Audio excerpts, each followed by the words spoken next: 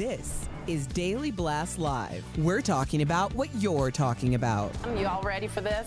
This is a sham. No. Y'all, just stop. Get real. Welcome to DBL. What's new with everyone? I think we all know. What was CNN thinking? As I'm sure you have seen, the network located and hosted a town hall with former President Donald Trump in front of a crowd of likely Republican voters in New Hampshire. As expected, Trump repeated falsehoods, disinformation over and over again. He called people names. He essentially did what he's always done. Meantime, host Caitlin Collins did her best to fact check in real time. Now, what we're not going to do is sit here and talk about Trump and what he said. We're not doing that. Instead, what we are interested in is talking about why CNN would choose to do this. DBL Nation, we want to hear from you. Did you watch? Should CNN have aired this town hall with Trump? Yes or no? Go ahead and go to dblvote.com to weigh in. Jeff, did you watch? What did you think? Thoughts? I did. I watched like some highlight clips and things like that. And I kind of like the idea that CNN is kind of cleaning house in some sort of way, kind of mixing in different point of views. Just because you don't agree with someone's point of view, and Trump is like the highlight of that argument, doesn't mean that you shouldn't be heard, right? Like Eric always said, I want to know who you are. So when I was growing up, I didn't know politics. When I wanted to see like world news, like when 9/11 happened, I'm going to put on CNN. That was like my chapstick, that brand, right? My tissue. That was that brand. CNN, I think, has gotten away from that a little bit. Obviously, Fox has gotten away from that. And they appeal to their masses, right? We need a network that just tells the news, no opinions. And I like that they're doing this. Saturday Night Live doesn't make fun of Biden, because they're a very Democratic show. So they don't make fun of Biden. Make fun of Biden. I like when people, I don't know, we just need to get back to doing what we used to do, not in all aspects of things, but I like what CNN is doing here personally. Erica, what was your take? I mean, I understand what you're saying about the idea of, I guess, being a little bit more centered. But the problem is that is not the way that CNN and, let's just name it, Fox, which would be the adversary of CNN. Right. That's not the way that the game has been played historically. And as a result, we are so far from center that in order to do that, that needs to be a more conscious choice that's done with a moral compass. This was an attempt at a ratings grab, and it was embarrassing. To have someone who you have said all of these counters for years against, to bring them into your home and let him play in your face like that was abysmal. Like, what was anybody thinking? CNN, like right now, and like obviously I watch CNN and I watch Fox because I want to know what everybody's saying, right? Right. But thinking more in line with the ideas of CNN, I was like, what is going on? First, to let go of Don Lemon on the heels of Tucker Carlson being let go was a gigantic mistake because everyone conflated the reasons for their dismissals. Now we're having a conversation and people are like, well, this is equal. It's not equal. It's not equal. It's like, Fox is sitting there with millions, hundreds of millions of dollars that they had to give away in a settlement for lying, and as opposed to CNN just laying low and seeing how this plays out with the American public, they're like, hey, hold my beer. What was this? What was it?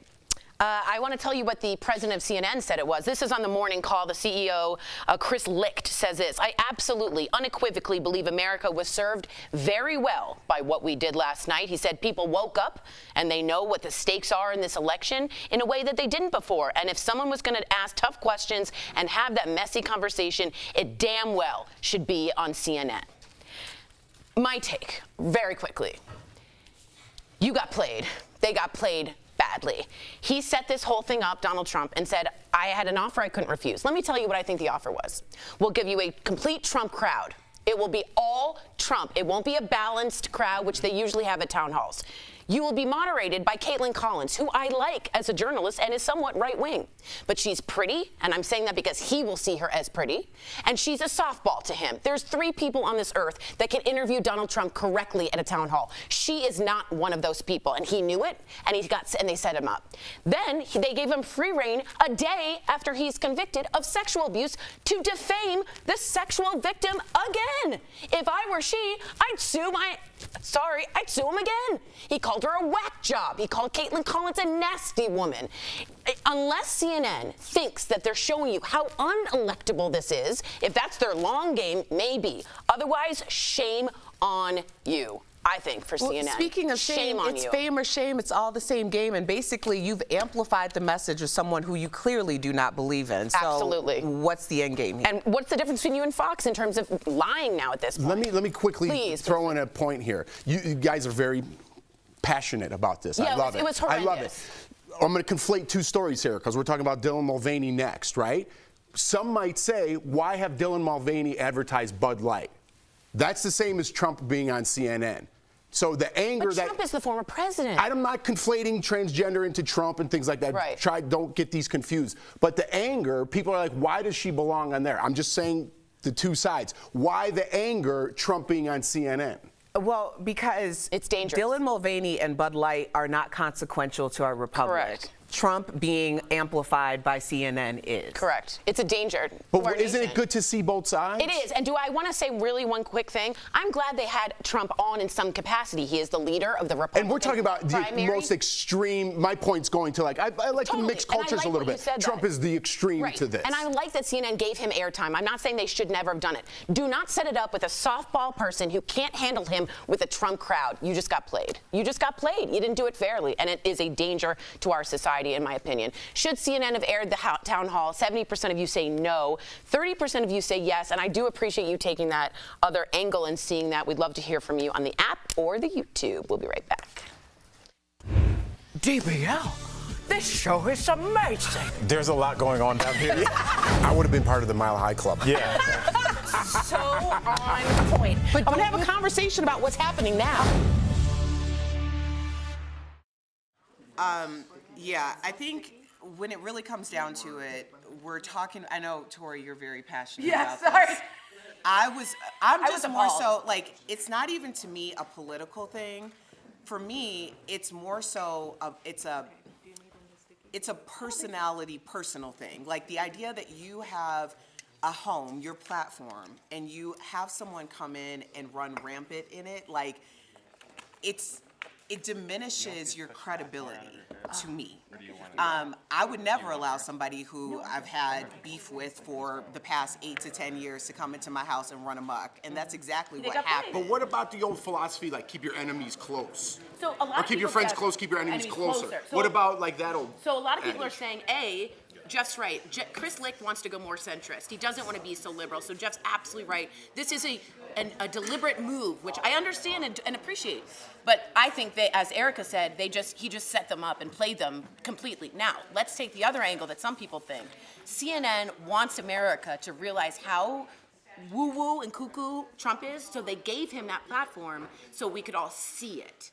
And so some people are saying CNN is actually trying to show what the stakes are in this election in a way that was helpful for us to all wake up and see. I mean, he literally said that on the call. People woke up, they see what the stakes are. So I get that, but what you did was so irresponsible for giving him that much airtime without fact-checking. And giving him all the control. Right, and to defame someone who he just won. It seemed odd to then give him that amount of power, and it was all determined by what he wanted for the town hall. That's what bothered me. I think we got it.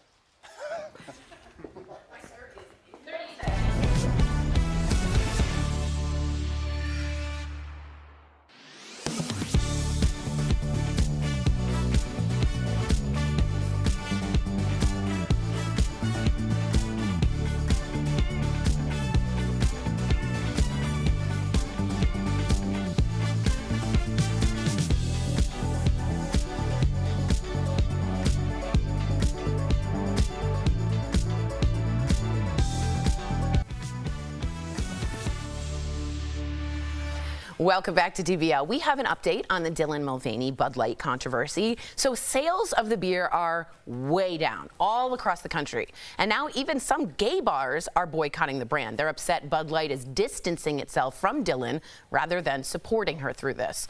Meantime, Dylan is finally speaking out. Here's what she had to say on a podcast about how the whole thing is affecting her. Take a look. I remember, like, even in college, this was just a few years ago, like, if one person potentially didn't like me, it would keep me up at night. Like, truly, I was like, oh God, how do I fix this? And now there are hundreds of thousands of people that do not like me. And I still sometimes can't sleep. I've been wondering a lot this past week of, like, what the psychological effects are and will be of being called a man thousands and thousands of times a day. What do we think about what Dylan said? First of all, she can make a delicious Aperol spritzer right behind her. It's a great summer drink in case you guys I don't do know. like an Aperol spritz. They're very delicious. I do. But only with an orange. Yeah. More refreshing that way. I just saw that Jordan's getting it, my wife's getting into those. So let's break down what she said. Welcome to being a celebrity. That's what it's like. She said hundreds of thousands. She's got about 2 million followers on Instagram. That equates to about 10%. That's about balance, about for people who hate you, who follow you. 10% of your people follow you. I get about 10% of people hating my comments, right? I think it's pretty average, and then the more followers you have, the more hate you're gonna get. You're never gonna make everybody happy all of the time, so you gotta expect this. Do I feel extra bad? It seems like pretty normal to me as far as celebrities go. Go ahead, Erica. You know, I think at the root of this is, for Dylan or for anyone, is people are people. You know, like, we have feelings and emotions, and we can be sad and happy, and it doesn't matter. Like, it's really hard for me to make sense out of nonsense, because ultimately, Dylan is living her life the way that she chooses to live her life in order to make her happy. If those 10% of the people that you were referring to were doing the same thing, then there wouldn't be a 10%. That's very well said. Ultimately, if we're bringing in Bud Light back into it, they wanted to play both sides of the fence. And now the fence has fallen, and they are at the bottom. Yeah, there is no fence. It did not work out well for them. And the reason why is because if they wanted Dylan to represent, this is what happens when you do that the rainbow wash, or the black wash, or the Latina wash, when it's just putting action out for the sake of action to appear, I love it, like you are for the cause, then this is what happens when you don't stand up and actually be for the cause. And Dylan, unfortunately, is the victim in this, because who wouldn't have said yes to a Bud Light sponsorship for one post? And I'm sure it paid her well. But now she's thinking, was the money worth it? And I would assume she feels like it wasn't. Oh, I can't imagine she feels like it was. Rolling Trouble says, preach, Erica. Yeah, I absolutely agree. Points. They didn't, it's hacktivism, you know what I mean? When they just show you the square and then they don't really follow up. Just so you know, the woman who even thought this was a good idea has taken a leave of absence, so we don't know where she is. There just doesn't seem to be any support for Dylan, which just, in the end, she just tried to do one post. That was it. That was it. Coming up on DBL, we're talking with St. Elmo's Fire and Pretty in Pink star Andrew McCarthy. He is telling us all about his Brat Pack documentary.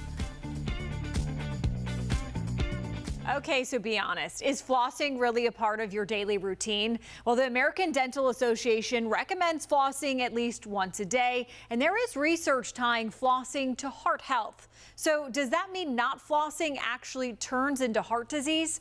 Let's get the facts. Our sources: cardiologist Dr. Paul Coley, Dr. Sasha Ross, periodontist for the Cleveland Clinic, the American Dental Association, and a study published in the National Library of Medicine. There's really a very strong association between the two, where patients that have periodontal disease are at a much greater risk for having, heart disease. Dr. Coley also reiterates that people who have gum disease are at a 2 to 3 times higher risk of developing heart disease. This study shows gum disease is associated with inflammation and bacteria in the heart. The plaque in the heart, around the heart and the arteries that causes strokes and heart attacks, is made up of cholesterol deposit and inflammation. And what we find is that bacteria from the mouth can sometimes be found in the plaque around the heart. However, according to the American Dental Association, while there is evidence of a correlation between gum disease and heart disease, it's not clear whether one causes the other. This is just a marker for poor general health. You're not taking care of your gums and you're not taking care of your heart.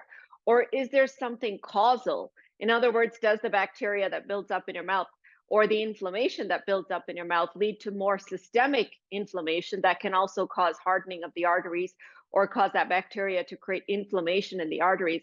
That we don't yet know. Dr. Ross notes the risk also depends on the person. Some people who barely floss or brush have no heart problems whatsoever. As doctors continue to study the connection between the two, both Coley and Ross say keep good hygiene and good health.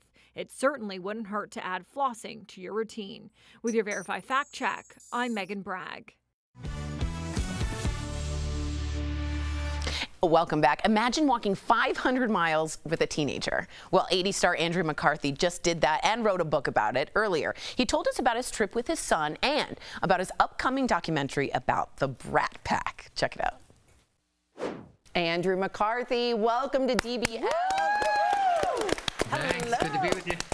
Andrew, I have to ask, your new book, Walking with Sam, it's about walking the Camino de Santiago with your son, Sam. And I wanted you to just paint the picture to our audience, what the Camino de Santiago is and why it was so important you wanted to walk it. Yeah, it's an ancient pilgrimage route across the north of Spain for 500 miles. You walk over mountains, through cities, through desolate fields of wheat. It was something I did 25 years earlier when I was a younger man, and it was a life changer for me, and I'd always wanted to do it again, and so I invited my soon-to-be adult son. Wow, what a bonding experience. So you just mentioned this was your journey, literally 25 years ago. So what did you learn about yourself the second time compared to the first time you did the walk?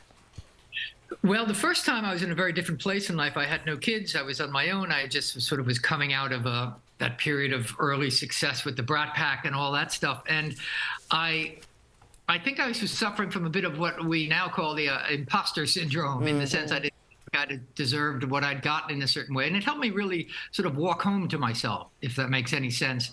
And I also discovered how much fear I sort of carried into the world. And it was a really liberating experience, really life-changing. And as my son, 25 years later, as he was sort of cusping adulthood, I wanted to have the opportunity to try and get to know him as a young man, as opposed to just as a kid, you know, and get the opportunity to sort of see him and for him to see me in a way that we sometimes don't with those we love. I love that because it forces you to really get to know your child, right? You're not distracted by the electronics and all of that. And what I found really compelling in the book is Sam was going through a breakup during the trip, but he also brought up your divorce from his mother. Why was it important for you to be honest with him about relationships, specifically about yours with his mom? I mean, I was really impressed, by the way. Well, I mean, if we're not going to be honest with our kids, who are we going to be honest with, you know? And I think that notion of divorce is, you know, that was a conversation we'd had many, many times through his life. I think the first time him and his mom and I got divorced when Sam was 2. And so, yet we talked about it dozens of times over the years, but each time as a child gets older, they have a deeper understanding of this kind of stuff. And so I think, you know, everyone has a right to know what's about things that are affecting them deeply, you know. So I just felt it was, you know, he had every right to know what the deal was. On the last day of the trip, Sam said walking the Camino was the only 10 out of 10 thing that he has done in his life. How did this make you feel hearing this after spending weeks with him? I cried. Yeah, of course. I almost cried asking you that.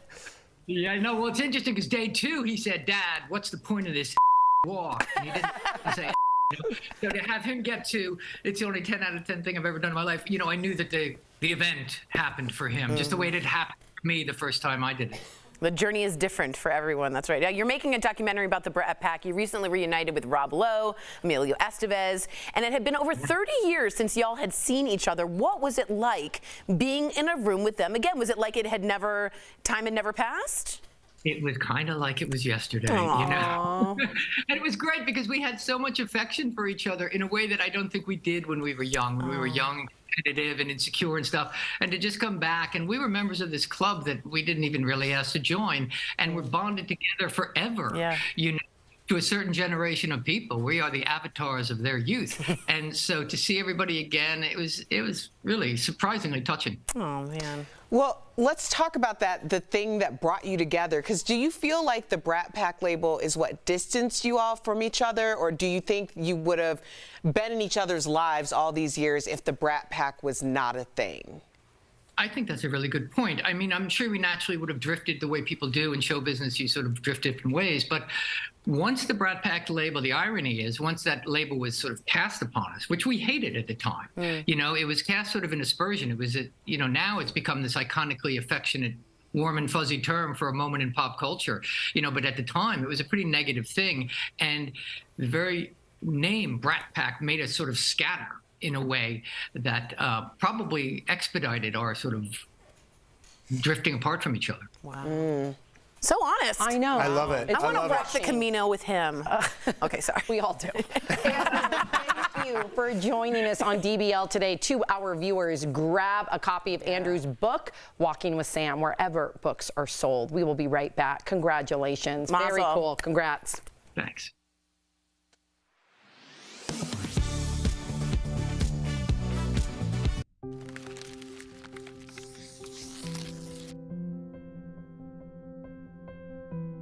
I don't know if I can do this. Like, I don't know how much longer I have in me.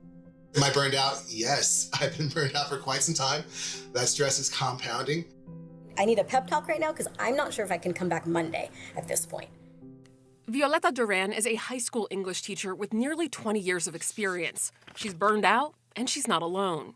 According to a 2022 Gallup survey of more than 12,000 workers across 14 industries, including other high-stress careers like healthcare and law, teachers in K-12 education are the most burned out. The National Center for Education Statistics says nearly half of all public schools reported full or part-time teaching vacancies that they were unable to fill in 2022.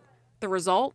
Larger class sizes and less support for the teachers who remain. The impact is massive. Every student you add on top of that exponentially increases the difficulty in being able to aid every student. Aid that research shows students sorely need following years of disrupted learning caused by the pandemic. And teachers say they don't have the bandwidth to give. But class size is just the tip of the iceberg when it comes to what students and teachers are struggling with right now. Teachers say when they returned to the classroom full-time, students were less engaged and more prone to behavioral issues. Verify spoke to several current and former teachers who say they're burning out for two main reasons: being overworked and underpaid. Teachers say those factors aren't new, but they've reached a breaking point that might cause your child's teacher to leave the classroom for good. My pay since I started has not quite doubled, but my rent has tripled. Throughout her career, Duran's salary hasn't kept up with the cost of living. The average teacher salary in the U.S. during the 2021 to 2022 school year was $66,432. Adjust that for inflation, and it's less than teachers made 10 years ago, according to the National Education Association. And teachers' salaries are not increasing at the same rate as their workload. According to survey data from research organization RAND, nearly 60% of teachers reported working more than they did before the pandemic, with teachers working 6 more hours per week on average. The main reason? Teachers had to dedicate more time to creating lesson plans to keep students engaged. They kind of unlearned how to be students. Data from McKinsey & Company, a research and consulting group, found that on average, K-12 students fell behind by 5 months in mathematics and 4 months in reading than they were expected to be at the end of the 2021 to 2022 school year. Teachers now have to spend more time to help their students catch up. I really became very poor at managing my personal time. Middle school band teacher Sarah Coyce quit in 2021. My mental health has improved leaps and bounds. I started doing things I enjoy. And it was actually, some of it was music. I realized how much I had stepped away from the thing I loved that got me into teaching in the first place.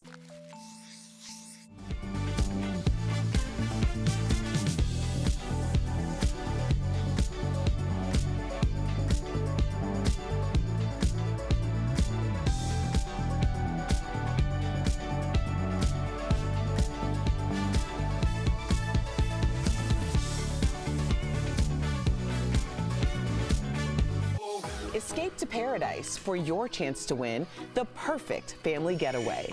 Watch DBL every day for a word of the day. Then enter at dailyblastlive.com/beaches for your chance to win a 4-day, 3-night beaches resort stay for a family of 4 to a beaches resorts destination in Jamaica or Turks and Caicos. Today's beaches resorts word of the day is scuba. The winner will be announced on DBL May 24th. Good job, Kelly. Guess the word of the day. Good job. Welcome back. We've got Yeah. You've done that package. Okay, we've got some great products from you from our friends at Morning Save. Check them out.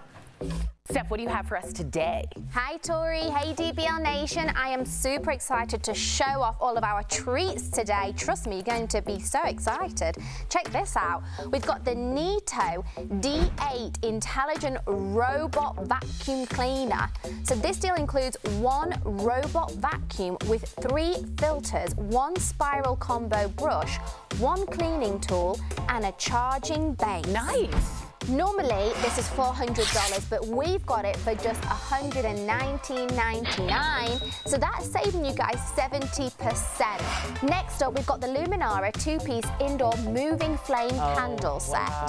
So this deal includes 2 candles available in 5 color sets. So we've got autumn maple, pearl ivory, white griffin, and chili pepper. So normally, this is $95, but we've got them for $29.99. So that's saving 68%. This is amazing. We've got the 12 South Power Pick charging photo frame. What? This deal includes 1 charging photo frame available in either black or white. Now normally this is $80. We've got it for $19.99. Yeah. So that's saving up to 75%. And our last product today, Tori, is the JVC Marshmallow Plus True Wireless In-Ear Headphones. Oh, nice. So this deal includes 1 pair of earbuds with a rechargeable case and multiple sizes of earpieces. Okay. Now, normally these are $60. We've got them for $20, Tori. That's saving everyone 67%. Head on over to morningsave.com to snag these amazing deals at the lowest prices, or you can even just scan the QR code right on screen. It will take you directly to these products on Morning Save's website. Again, thank you so much, Steph. DBL Nation, do you like to dance? Yeah. What a good transition. Well, this gas station is trading your silly dancing skills for free gas. Depending on your dance moves, you will either get $5 or $10 off your... Okay, that guy's not dancing. He's just waving his arms like the inflatable thing. Oh, let's rate it as they go. Oh, twerking. Twerk it, twerk. Okay, let's see this person. Yeah. Okay, mama. Yeah, she's going for the 10. She sure did a slide. She gets $10. So, would you guys do this? Erica, would you do this? Jeff, would you do this? Nah. For sure. Yeah. You would. You would. For sure. Would you like go all out and commit? I mean, You it's wanna show us? $5. You wanna show us? No, I get paid to do this job. Okay. Yeah. Without the tomorrow. dancing. Yeah. Well, bye guys.